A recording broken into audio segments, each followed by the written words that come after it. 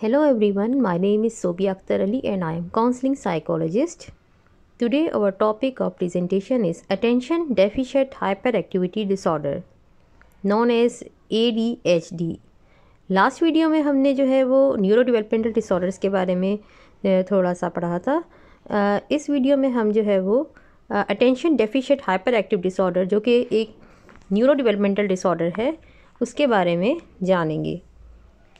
So let's peep into an ADHD brain. Attention Deficit Hyperactivity Disorder यानी ADHD क्या होता है? ADHD is one of the most common neurodevelopmental disorder of childhood. It is usually first diagnosed in childhood and often lasts into adulthood. Children with ADHD may have trouble paying attention, controlling impulsive behaviors, may act without thinking about what the result will be or be overly active. जिन बच्चों को neuro developmental disorder होता है उसकी तशख़ीस जो है वो आम तौर पे बचपन में हो जाती है और अक्सर जो बचपन में जिन बच्चों को ADHD होता है उनको अपने अडल्टहुड तक यानी कि जवानी तक जो है वो ये प्रॉब्लम रहती है। ADHD वाले बच्चों की शनाख्त कैसे की जा सकती है कि ADHD वाले बच्चों में जो तवज्जो की कमी जो है वो महसूस की जाती है, उसमें उनके जो जज्बाती रवैये हैं उनको उनका कंट्रोल करना उनको मुश्किल होता है, उसमें उनको दुश्वारी पेश आती है और वो कोई भी जो है वो जज्बाती रवैया पेश कर देते हैं बग़ैर सोचे समझे, बग़ैर कि इसका नतीजा क्या निकलेगा।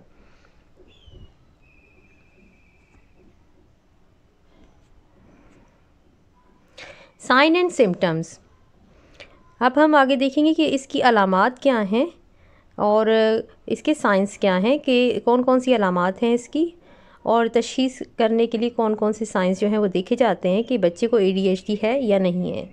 It is normal for children to have trouble focusing and behaving at one time और another. However children with ADHD do not just grow out of these behaviors. The symptoms continue, can be severe and can cause difficulty at school, at home or with friends. जिन बच्चों को ADHD होता है उनको एक जगह pay attention देने में यानी अपनी तवज्जो एक ही चीज़ के ऊपर मरकूज़ रखने में मुश्किलात पेश आती हैं, ठीक है। और ADHD वाले जो बच्चे हैं उनकी अलामात जो है वो शदीद भी हो सकती हैं। वो ऐसी अलामात उनकी सिर्फ घर में नहीं बल्कि स्कूल में भी होती हैं और अपने दोस्तों के साथ भी होती हैं। अक्सर औक़ात जब पेरेंट्स ये कहते हैं कि घर में बच्चा जो है वो बहुत ज़्यादा उछल कूद करता है और एक चीज़ के ऊपर कंसंट्रेशन नहीं कर पाता, अटेंशन नहीं दे पाता और एक जगह पे टिक के नहीं बैठ सकता है या एक ही एक्टिविटी के ऊपर नहीं रह सकता बल्कि एक एक्टिविटी से दूसरी एक्टिविटी की तरफ जंप करता है, दूसरी से तीसरी एक्टिविटी की तरफ। फिर ऐसे बच्चे जब स्कूल गोइंग होते हैं तो स्कूल गोइंग जब होते हैं तो टीचर्स की तरफ से ये कंप्लेन आती हैं पेरेंट्स को कि बच्चा जो है वो क्लास में जो है वो अटेंशन नहीं दे पाता और वो कभी एक बच्चे की डेस्क पे जाता है, कभी दूसरे बच्चे की डेस्क पे जाता है, कभी क्लास में घूमता है, कभी अगर सब्जेक्ट इंग्लिश का पढ़ा रहे तो उसकी अटेंशन डाइवर्ट हो जाएगी, वो उर्दू का कुछ देखने लग जाएगा। तो इस तरह से जो है वो जो रवैया है उसका वो स्कूल में भी होता है। फिर फ्रेंड्स के साथ क्या होता है, ऐसे बच्चे जब खेल में दूसरे बच्चों के साथ मशगूल होते हैं तब भी वो क्या करते हैं कि वो उस एक्टिविटी में कंटिन्यू नहीं कर पाते बल्कि वो चेंज होते रहते हैं। तो इस तरह से वो खेल के दौरान भी जो है वो एक ही खेल के ऊपर जो है वो अपनी तवज्जो ठीक से दे नहीं पाते। साइंस एंड सिम्टम्स को हम आगे और देखते हैं मज़ीद क्या होते हैं कि a child with ADHD might daydream a lot, forget or lose thing a lot or forget or lose things a lot, squirm or fidget, talk too much, make careless mistakes or take unnecessary risk, have a hard time resisting temptation, have trouble making turns, have difficulty getting along with others. तो ये जो है वो sign and symptoms हैं ADHD के। Daydreaming बहुत होती है यानी कि जो है वो ख्वाब ख्याली जो है वो बहुत करते हैं। फिर एक ही जगह पे वो चीज़ें बहुत भूलते हैं उसके अलावा जो है बहुत ज़्यादा बातें करते हैं, केयरलेसली लापरवाही से बहुत सारी मिस्टेक्स कर देते हैं और बहुत सारे ऐसे रिस्क ले लेते हैं जो ज़रूरत नहीं होती जिनको लेने की। इसके अलावा जो है वो अपनी बारी का इंतज़ार करना उनके लिए बड़ा मुश्किल होता है और दूसरों के साथ चलना उनका बहुत मुश्किल होता है, क्योंकि ये अगर कोई एक्टिविटी परफॉर्म हो रही है तो वो उस एक्टिविटी से उनकी टेंशन डाइवर्ट होकर दूसरी एक्टिविटी की तरफ चली जाएगी, तो उनका दूसरों के साथ इस मामलात में चलना ज़रा मुश्किल होता है। मज़ीद साइन एंड सिम्टम्स जैसे हमने अभी पढ़े कि एक ADHD वाला बच्चा कैसा हो सकता है कि दिन में बहुत ज़्यादा ख्वाब देखता है, तो उसके अलावा जो है वो यानी कि हमेशा जो है वो डे ड्रीमिंग में रहते हैं, वो बहुत ज़्यादा सारी चीज़ें भूल जाते हैं या खो देते हैं, चिड़चिड़ापन उनमें होता है, हलचल होती है, बहुत ज़्यादा बात करते हैं, लापरवाह किस्म की गलतियां करते हैं, गैर ज़रूरी किस्म के ख़तरे मोल लेते हैं और दूसरों के साथ मिलना उनका मुश्किल होता है। How ADHD effect the brain. ADHD जो है वो ब्रेन के कौन से पार्ट्स को इफ़ेक्ट करता है। हम देखेंगे इसमें प्री फ्रंटल कॉर्टेक्स को जो है वो ADHD जो है वो इफ़ेक्ट करता है। बेसल गैंग्लिया में क्या इफ़ेक्ट होता है, लिम्बिक सिस्टम में और रेटिकुलर एक्टिवेटिंग सिस्टम में। प्रीफ्रंटल कॉर्टेक्स में जो है वो functions as an intersection for attention, behaviour and emotion responses, क्योंकि प्रीफ्रंटल कॉर्टेक्स जो है हमारा फंक्शन करता है अटेंशन के ऊपर, बिहेवियर्स और इमोशनल रिस्पॉन्सेस के ऊपर, जो जज्बाती रवैये हैं उनके जो रिस्पॉन्स है उनके ऊपर जो है इसका फंक्शन होता है प्रीफ्रंटल कॉर्टेक्स का। तो जो ADHD हैं उनका अटेंशन जो है वो इजीली स्विच हो जाता है एक एक्टिविटी से दूसरी एक्टिविटी की तरफ, ठीक है। तो प्रीफ्रंटल कॉर्टेक्स जो है वो इफ़ेक्ट होता है। फिर बेसल गैंग्लिया चूँकि neural circuit system that regulates communication within the brain, in ADHD brain a short circuit can cause inattention और इम्पल्सिविटी, क्योंकि बेसल गैंग्लिया जो है वो हमारा न्यूरल सर्किट सिस्टम जो है वो चल रहा होता है कम्युनिकेशन का, अब उसके अंदर एक शॉर्ट सर्किट आ गया तो क्या होगा, एकदम से इनअटेंशन हो जाती है या जज्बातीपन, इम्पल्सिविटी एकदम क्रिएट हो जाती है। फिर है limbic system regulates emotions. Deficiency of dopamine in the ADHD limbic system may result in restlessness, inattention or emotional volatility. Next है reticular activating system, the major relay system between the brain's pathway. A dopamine deficiency may cause impulsivity and hyperactivity. तो हमने इसमें देखा कि limbic system में भी और reticular activity system में भी कि डेफिशिएंसी ऑफ डोपामिन हमारे जो है वो खुशी का हार्मोन है और एक्साइटमेंट का हार्मोन होता है। तो अब अगर एक्साइटमेंट का हार्मोन जो है वो बहुत ज़्यादा उसकी जो है वो उसकी डेफिशिएंसी अगर हो रही है तो उसमें क्या हो रहा है कि उसमें बच्चे को जो है वो बेचैनी हो रही है, उसकी वजह से इनअटेंशन काज हो रही है, ठीक है। तो और इसी तरह से जो है वो हाइपर एक्टिविटी भी जो है उसकी डेफिशिएंसी काज कर सकती है।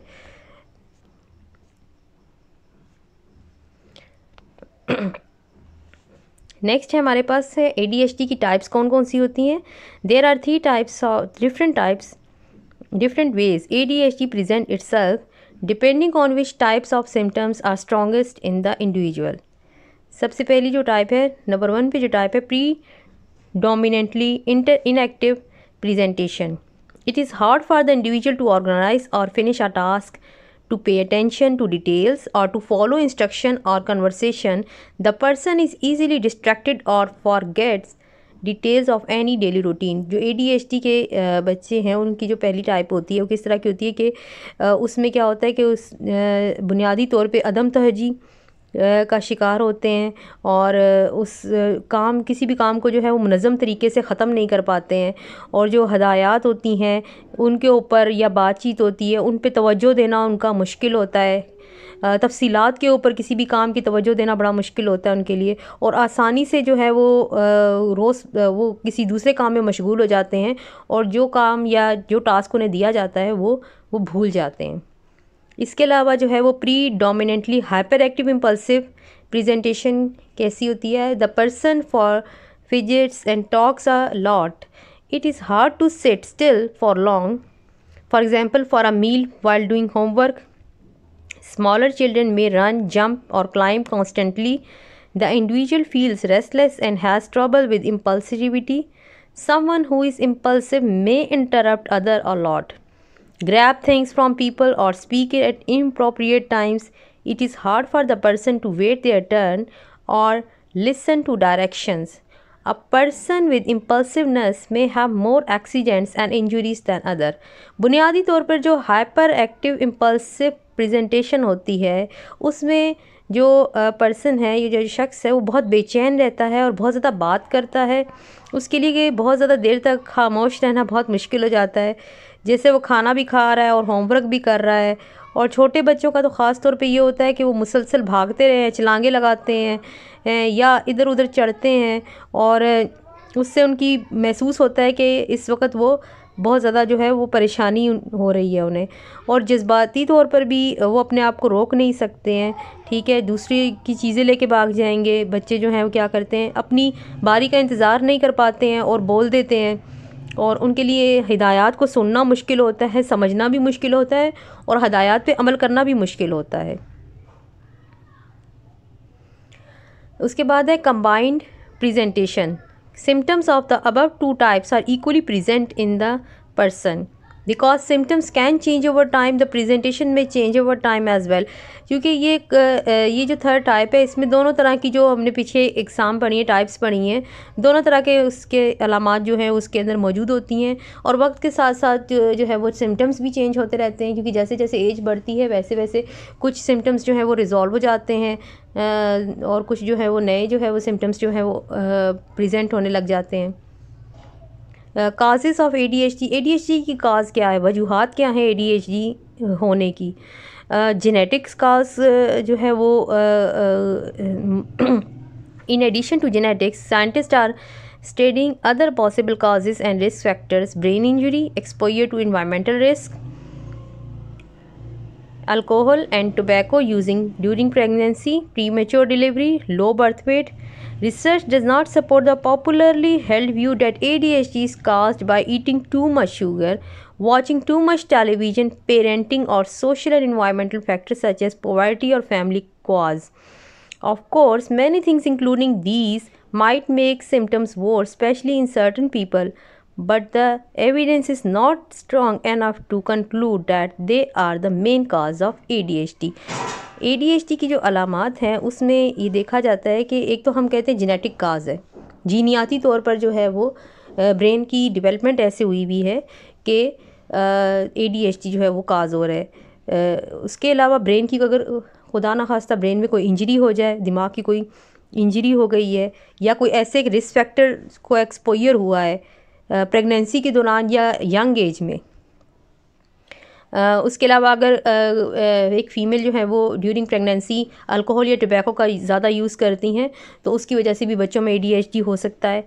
फिर प्री मेच्योर डिलीवरी की वजह से भी हो सकता है। बच्चों का पैदाइशी तौर पे जो वज़न कम होता है उनकी वजह से भी ADHD हो सकता है। जो रिसर्चेस हैं वो इस बात को सपोर्ट नहीं करती हैं कि बहुत ज़्यादा शुगर जो है वो चीनी के इस्तेमाल से, ये शुगरी जो आइटम्स हैं उसके इस्तेमाल की वजह से ADHD होता है, या बहुत ज़्यादा स्क्रीन टाइम की वजह से, जो हमारे यहाँ कॉमन एक आजकल मिथ है कि जो ऑटिज़म है या ADHD है या लर्निंग डिफ़िकल्टीज़ है और डिफरेंट जो न्यूरो डेवलपमेंटल डिसऑर्डर्स हैं वो मीठा खाने से ज़्यादा हो जाते हैं, और मीठा खाने की वजह से होते हैं। बहुत ज़्यादा बच्चों को जिनको मीठा खिलाया जाता है जी उनको हो जाते हैं, या फिर ये कहा जाता है कि जी बहुत ज़्यादा स्क्रीन टाइम है, मोबाइल इस्तेमाल ज़्यादा करता है बच्चा तो इस वजह से इसको ये प्रॉब्लम है, न्यूरो डेवलपमेंटल डिसऑर्डर हो गया।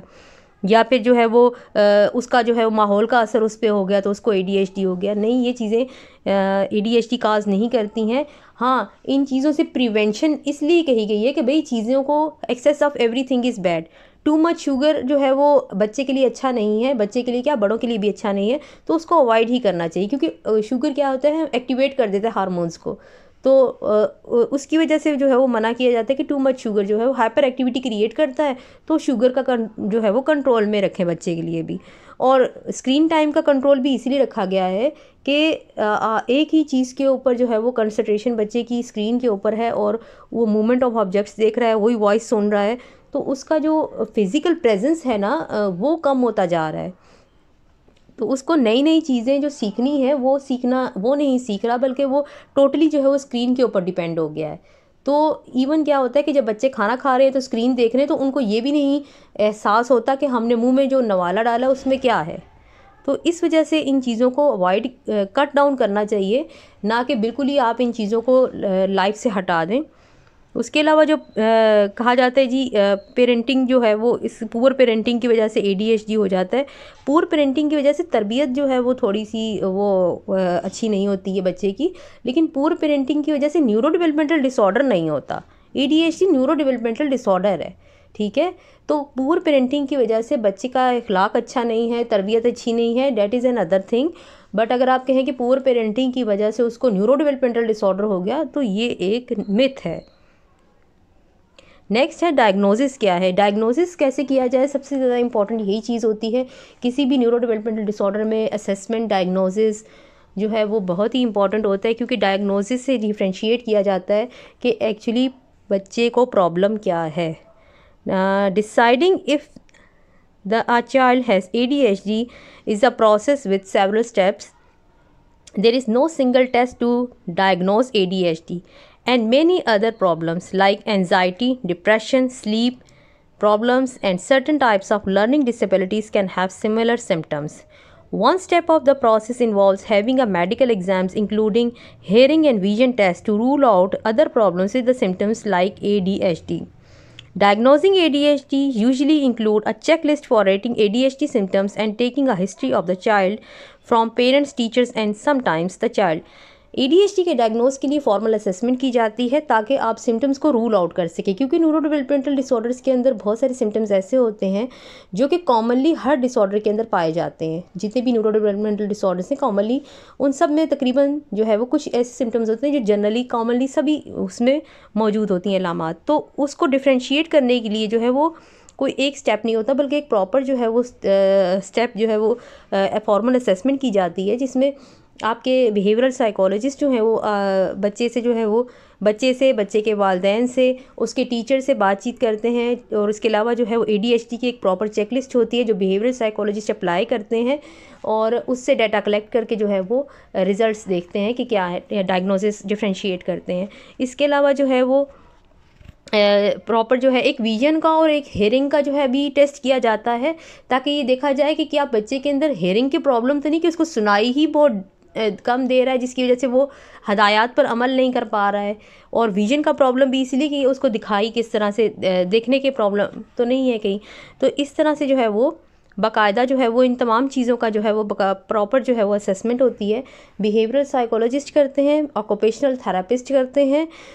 इसके अलावा हम जो है वो अपनी टीम में फिजियोथेरापिस्ट को भी इंक्लूड करते हैं, जस्ट टू टेक कि कोई फिज़िकल प्रॉब्लम तो नहीं है बच्चे को, ठीक है। इसके अलावा जो है एट द एंड जो है वो एक डेवलपमेंटल पेडिट्रिशियन जो है बाकायदा एक लिस्ट जो है वो रिपोर्ट तैयार करता है, जिसमें जो तमाम लोग हैं जो थेरेपिस्ट हैं उन तमाम की जो है वो असेसमेंट जो है वो नोट डाउन होती है और उनके रिज़ल्ट्स लिखे जाते हैं, और फिर वो डायग्नोसिस डिफरेंशियल डायग्नोसिस बनाया जाता है, एंड देन उसका treatment plan according to the child जो है वो प्रिपेयर किया जाता है। ट्रीटमेंट्स में in most cases ADHD is best treated with the combination of behaviour therapy and medication. Medications कुछ ऐसी दी जाती हैं जिससे बच्चे का जो हाइपर एक्टिविटी है वो स्लो डाउन होती है, और बहुत सारे लोग जो है वो अपने बच्चे को मेडिकेशन से डिपेंडेंट नहीं करना चाहते, तो वो क्या करते हैं कि वो घर में भी ऐसी थेरेपीज़ करवाते हैं, और फॉर्मल जो है वो थेरेपीज़ भी जो है वो थेरेप्यूटिक सेंटर से करवाते हैं, रिहेबिलिटेशन सेंटर से करवाते हैं। बिहेवियर थेरेपी करवाई जाती है ताकि उन बिहेवियर्स को मॉडिफाइड किया जा सके जो उस बच्चे के अंदर है। For preschool age children 4 to 5 years of age with ADHD, behavior therapy, particularly training of parents, is recommended as the first line of the treatment before medication is tried. What works best can depend on the child and the family. Good treatment plans will include close monitoring, follow-ups and making changes if needed along the way. इसमें क्या होता है कि जो 4 से 5 साल की उम्र के बच्चे होते हैं ADHD के साथ, हमेशा प्री स्कूल बच्चे होते हैं, उनकी बिहेवियरल थेरेपी की जा सकती है। इसके अलावा जो है वो ऐसे बच्चों के लिए स्कूल में रिसोर्स टीचर्स का इंतज़ाम भी किया जा सकता है। पेरेंट्स की ट्रेनिंग भी की जाती है कि वो कैसे बच्चों को घर में जो है वो मैनेज कर सकते हैं, और जो उनकी बच्चे के लिए जो फैमिली के लिए बेटर है वो जो है वो फॉलोअप्स वगैरह भी दिए जाते हैं, और उसकी जो चेंजेस वगैरह रिक्वायर्ड अगर हों तो वो भी की जाती हैं। अच्छा, इसमें क्या होता है, हाइपर एक्टिविटी कम करने के लिए जो घर में हम टेक्निक्स कर सकते हैं उसके बारे में मैं एक अलग वीडियो आपको बताऊंगी कि आप अगर फॉर्मल थेरेपीज़ तो आप करवा रहे हैं, स्कूल में हमारे पास रिसोर्स टीचर्स होते हैं। अगर क्लास टीचर है तो क्लास टीचर के साथ आप एक रिसोर्स टीचर हायर करते हैं ऐसे बच्चों के लिए जो आपके बच्चे को स्कूल टाइम में मैनेज कर सके। फिर हम देखेंगे कि जो वीडियो मैं नेक्स्ट बनाऊंगी उसमें हम ये देखेंगे कि ऐसे बच्चे को घर में पेरेंट्स कौन सी ऐसी टेक्निक्स करवा सकते हैं कि जिसकी वजह से उसकी थोड़ी सी हाइपर एक्टिविटी कम हो जाए, मैनेज हो जाए, क्योंकि ये बिहेवियर्स मॉडिफाई होते हैं, मैनेज होते हैं, बिल्कुल ख़त्म नहीं हो सकते हैं ये बिहेवियर्स। तो हमें इनको मैनेज करना, खुद मैनेज करना सीखेंगे ताकि जो है वो बच्चे को मैनेज करना सिखा सकें। तो ये चीज़ें हम जो है how to deal with ADHD brain हम जो है वो नेक्स्ट अपनी वीडियो में जो है वो स्टडी करेंगे। और managing symptoms, staying healthy, being healthy is important for all children and can be especially important for children with ADHD. In addition to behavioral therapy and medication, having a healthy lifestyle can make it easier for your child to deal with ADHD symptoms. तो सबसे पहले कौन कौन सी चीज़ें हैं जो हमें करनी है बच्चे की जो है डाइट के अंदर, developing healthy eating habits such as eating plenty of fruits, vegetables and whole grain and choosing lean protein sources। तो इनकी वजह से क्या होता है कि बच्चे के अंदर जो हाइपर एक्टिविटी है, वो जो कंसंट्रेशन की कमी है वो थोड़ी सी कम हो जाती है। और हेल्दी डाइट की वजह से क्या होता है कि बच्चा जो है वो हेल्दी रहता है, हेल्दी एक्टिविटीज़ करता है, हेल्दी रहता है। Participating in daily physical activities based on age, जितनी ज़्यादा उसकी फ़िज़िकल एक्टिविटीज़ आप करवाएंगे, एक्सरसाइजेस करवाएंगे उसकी एज के मुताबिक, उतना उसका जो हाइपर एक्टिवनेस है वो कम होगी। दूसरे जो कंसंट्रेशन वाले मामलात हैं उनमें उसकी कंसंट्रेशन थोड़ी सी इम्प्रूव होगी। और जब बच्चा एक्सरसाइज कर लेता है तो बच्चे की जो एक हाइपर एक्टिविटी है वो उससे जो है वो थोड़ी सी कम हो जाती है और उसकी कंसंट्रेशन जो है वो इंक्रीज़ होती है। Limiting the amount of daily screen time, TV, computers, phone, other electronics. जैसे मैंने कहा कि ये मिथ है कि इसकी वजह से होता है ADHD, होता नहीं है, लेकिन ये कंट्रोल करने से क्या होता है कि जो कंसंट्रेशन है बच्चे की डेवलपमेंट होती है। Getting the recommended amount of sleep each night based on age, और जिस उम्र के हिसाब से जितनी नींद की ज़रूरत है अगर बच्चा उतनी नींद पूरी कर लेता है तो ये सिम्टम्स उसके मैनेज करने में बहुत हेल्पफुल होता है। If you or your doctor has concern about ADHD, you can take your child to a specialist such as child psychologist, child psychiatrist or developmental pediatrician, or you can contact your local early intervention agency।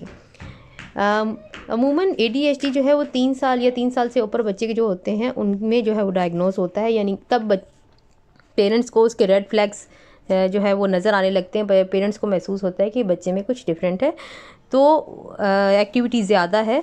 तो इसमें क्या होता है कि आप अपने अमूमन ये क्वेश्चन किया जाता है कि अब हम बच्चे को असेसमेंट के लिए कहाँ लेकर जाएं, क्योंकि हमारे पास कॉमनली अगर हम अपनी कंट्री के हिसाब से देखें तो हम कहते हैं जी चाइल्ड स्पेशलिस्ट के पास ले जाएं।